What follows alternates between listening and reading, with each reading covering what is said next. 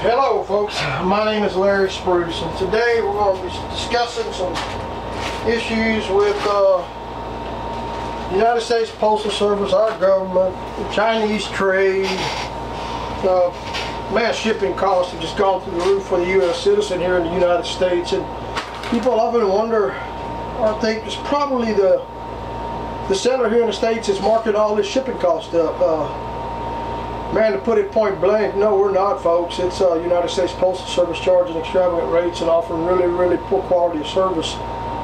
You know, we like to ship through FedEx and UPS, but of course, a package this small right here, which we ship a lot of, will still cost us $7 to ship out. And they got their little games they like to play as well. The big companies, it's kind of like, well, the more you ship, the better the discounts you get. How can you increase your volume if you don't get something to start out with? It's a base rate that's fairly reasonable where the consumer can afford it. So that pretty much leaves your business sitting in limbo, sitting in one spot. You never get to grow. But this topic that I'm about to speak about today is quite long, but it's something that you just might want to listen to if you're a citizen of the United States here and you're pretty cautious about everything else that's going on in the world. As U.S. postage rates continue to rise, the United States Postal Service gives the Chinese a free ride. Pretty heavy topic there, isn't it? As the rates of the United States Postal Service continue on their precipitous ascent, how cheaply Chinese merchants are able to ship their products thousands of miles across the world to the United States has become emblematic of the stark trade imbalance between the countries, as well as the disadvantages that American companies are up against as foreign competitors outmaneuver them in their own backyard. Wow, folks, that tells you a whole lot that other countries are taking over our backyard. As you browse through the listings on sites like Amazon and eBay, it is almost impossible not to be amazed at how cheaply China-based merchants are selling products for XLR cables for 99 cents, a necklace for 78 cents, 10-watch batteries for 78 cents, all with postage included. Perhaps you may feel a little suspicious or even a touch indigent about these low prices, as you know that you can't possibly send packages for anywhere near this price internationally, or for that matter even across the street. How cheaply the Chinese are able to ship products to the U.S. has become a mystery of sorts in online portrayals and message boards. I purchased several items on eBay that came from China or Hong Kong. I brought a 4-pack of rechargeable batteries for 99 cents with free shipping. A 3-pack of earbud extension cords with volume control for 89 cents with free shipping. The packages arrived within 2 weeks with Chinese postage stamped all over them. How on earth can they sell these items so cheaply and then ship them all the way from Asia for under $1? However, it's actually no secret as to how the Chinese are able to ship products abroad so cheaply. The reason is actually rather simple. They receive subsidized postage rates. But before you scout and think this is just another example of Beijing disrupting fair trade and tilting the tables in support of their domestic producers, please realize that you've pegged the wrong government to be the recipient of your complaints. These super low shipping rates are being subsidized by the United States Postal Service. Yes, I said that right. The United States Postal Service. The United States, and in a roundabout way, the U.S. taxpayers is footing the bill so that Chinese merchants can ship their products to the USA for dirt cheap, essentially losing millions to support a dynamic where domestic American businesses are being undercut by foreign merchants who are immune to any and all intellectual property and consumer safety laws. In 2011, the United States Postal Service made special agreements with the national postal carriers of China and Hong Kong, and subsequently South Korea and Singapore to allow tracking enabled packages not exceeding 36 inches or weighing over 4.4 pounds to be sent to the U.S. for extremely low rates. They call this shipping option the e-packet, and the rates are so low that it's cheaper to ship small parcels from China to an American city than it is to send the same parcel domestically, as Amazon Vice President of Global Policy Paul Meissner pointed out. The cost to ship a 1-pound package from South Carolina to New York City would run nearly $6. From Beijing, the same package to New York City is $3.66. Wow, what amazing numbers here. while sending that same 1-pound package from New York City back to Beijing via USPS International Mail would cost in the ballpark of $50. No returns. This state of affair also makes Chinese merchants virtually immune to returns from U.S. customers, turning international e-commerce into a one-way street. As this unfortunate eBay shopper found out the hard way, I brought an item from seller in Hong Kong for $6 and $1.50 shipping. The item was broken, so the seller told me to return for a refund. Oh, return for a refund. That ain't gonna happen. The shipping weight is 5 ounces. To ship from the U.S. to Hong Kong with the cheapest United States Postal Service that has delivery confirmation prior to international, it will cost $34.87. To ship first class without tracking, it will cost $11.48. Wow, how interesting. How in the world did the China seller pay for the product, pay eBay and PayPal fees, pay for packing material, and ship to me without tracking for 1/4 of the cost? It would cost me in shipping costs alone to send the item back.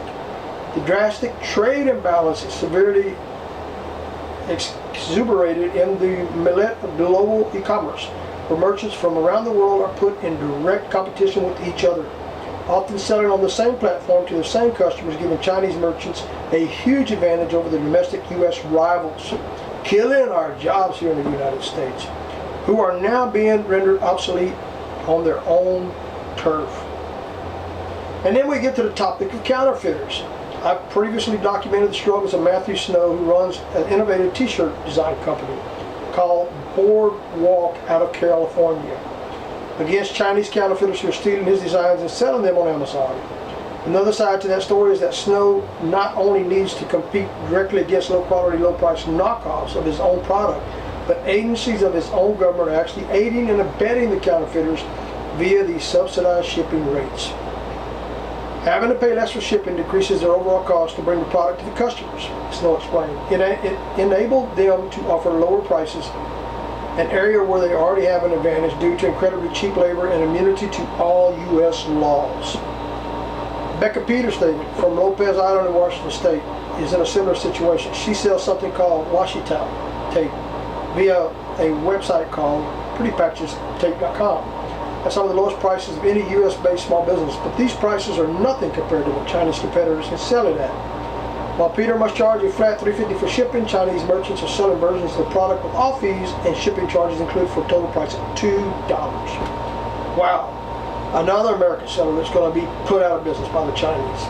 The situation for American merchants gets even more dire when they try to compete in a fray of international e-commerce.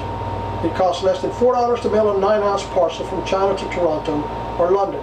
If I want to mail a 9-ounce parcel to Toronto, it would cost me $14.73 to the United States Postal Service. I'm not Chinese. Wow.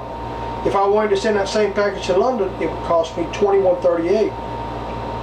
Cross-border e-commerce is currently one of the fastest growing economic sectors on the planet, but it is one that as U.S.-based entrepreneurs cannot hope to compete in due to the extremely disparity of shipping rates. While Jack Ma talks a big game about trying to get more U.S. merchants selling in his platform in China, it's pretty much a moot point considering that current international shipping rate conventions makes American merchants uncompetitive from the start. The impact of the international postal rate imbalance for the USPS is dire, as pointed out in an article in the Washington Post. The United States Postal Service loses around $1 on each e-packet coming in from China. Who's paying for that? The taxpayers of the United States. The United States Postal Service Inspector General admitted that his agency lost $75 million handling mail from foreign shippers in 2014 alone, folks, and we're in 2018. Imagine what the numbers are now. Here we go with a free ride. Overall, the Postal Service of the United States is getting financially demolished on all fronts, recording losses of over $60 billion since 2007, with $5.7 billion of this coming in fiscal year 2016. As a stopgap, they continuously hike rates for U.S.-based shippers. In January 2017, the cost of first-class mail was significantly raised. In September, a new price category was added for lightweight parcels, which essentially boosted the cost to ship them from by 12%. This coming January, the rate of first class mail will go up again, crossing the psychological threshold of 50 cents to send a letter domestically, not to mention higher prices in sending heavier items. Essentially, United States shippers are partially paying higher shipping rates to make up for the hit the USPS, United States Postal Service, takes giving subsidies to the Chinese market. It just adds insult to injury to watch our postal rates continue to climb while China is being given a free ride to siphon all this money out of our country and our economy. I'll explain exasperation. There are also broader economic repercussions to the onslaught of Chinese e-commerce entering the U.S. market. To put it simple, an end consumer buying products directly from Chinese does just about nothing for the U.S. economy. It doesn't help anybody in the United States. You're just feeding a foreign country. Unless you figure in the cuts that platforms like Amazon and eBay take on their sales, and millions of dollars are flowing out of the country each year because of this. Meanwhile, China profits 40 to 60 billion each month due to its import-export imbalance. Something which will probably grow even larger as China continues development on an array of cross-border e-commerce zones. New Beijing fueled urban development, especially geared towards assisting Chinese merchants with selling and shipping their products abroad even more than they already are. Basically, Beijing appears to be using international e-commerce as a tool to suck billions and billions of dollars out of our countries. Yes, folks, billions and billions of dollars out of our countries. It is an understatement to say that the United States Postal Service e-packet product is not popular in the U.S. In fact, it is generally universally despised by U.S. retailers, private shipping firms like UPS and FedEx, e-commerce platforms like Amazon, and even the United States Postal Service alike. The reason why it exists isn't because USPS wants to give a helping hand to the hardworking merchants of China, but due to what Washington Post dubbed a quirk in an international treaty. The international postage rates for incoming packages are set by the United Nations agency called the United Postal Union. This is a body that was established in 1874, subsequently being absorbed into the UN, that is currently made up of 192 countries, which meets every 4 years to revise its policies and set new terminal fees, with each country getting one vote apiece, while the voting system of the UPU is egalitarian. The shipping rates that it sets are not, according to Nancy Sparks and the FedEx Express. The rate structure of the UPU is a system where the have pay the have-nots. Eventually, countries that it deems to be poor or less developed pay less for shipping to countries that are categorized as being richer. So someone shipping from, say, China will pay significantly less to ship to a country like the United States than an American shipper will pay to send that same package to China. As covered by Arthur Herman in the National Review, under current rules, those charges, called terminal dues, are set ludicrously low for certain countries, among them China. Under UPU rules, for example, China, the world's second largest economy, gets the same break on terminal dues as do Gabon and Botswana. This means that the United States Postal Service actually charges China Post less to deliver a package from China into the U.S. than if it charges a U.S. business or consumer here in the U.S. to deliver a similar package within the 48 states. The post office is losing money on every package it delivers from China. Cost it has to pass on to its own American customers, not to mention the U.S. taxpayers.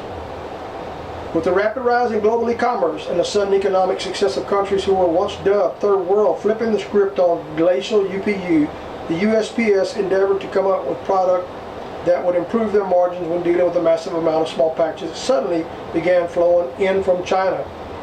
They came up with e-packet, which is actually meant to be an improvement over the rates set by the UPU in exchange for providing tracking and faster delivery times.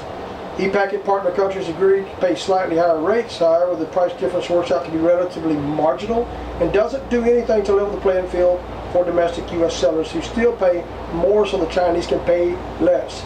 Chinese sellers are just flooding the hell out of the market. While many have criticized the United States Postal Service for creating a product which ultimately hurts their own margins along with those of tens of thousands of U.S. businesses, they ultimately don't have much leverage. If they whine and complain too loudly, China can simply abolish the packet program and revert to the lower rates laid out by UPU. That is pretty interesting there. This issue is now growing to epic proportions as Chinese sellers flood into marketplaces like Amazon and eBay, displacing domestic U.S. merchants in droves. On Amazon USA alone, Chinese merchants are now reputed to have a 25% market share, as one proud American e-commerce platform is beginning to resemble something akin to a Yahoo junk market. It has been well documented that the playing field of global e-commerce is drastically tilted in favor of the Chinese merchants. They have direct access to a sprawling, diverse, and extremely versatile manufacturing ecosystem that enables them to make products cheaper and faster than pretty much any Western country. They don't need to comply with American IP laws.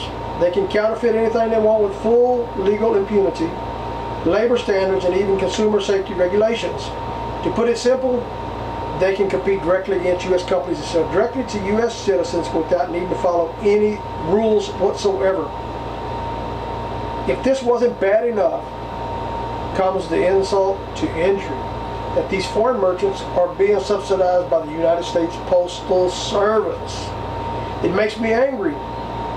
Matthew Snow explained, why should we Americans be subsidizing costs for Chinese businesses? We're trying to feed our own people. I hope Mr. Donald Trump jumps on board and sees this message, and he jumps in and intervenes. I think if any man has the balls big enough to do anything, this guy has the balls to do it. If anyone should be getting shipping discounts from our nation's postal service, it should be Americans, not bad actors from foreign countries. Folks, I don't know how much clearer to put it than that.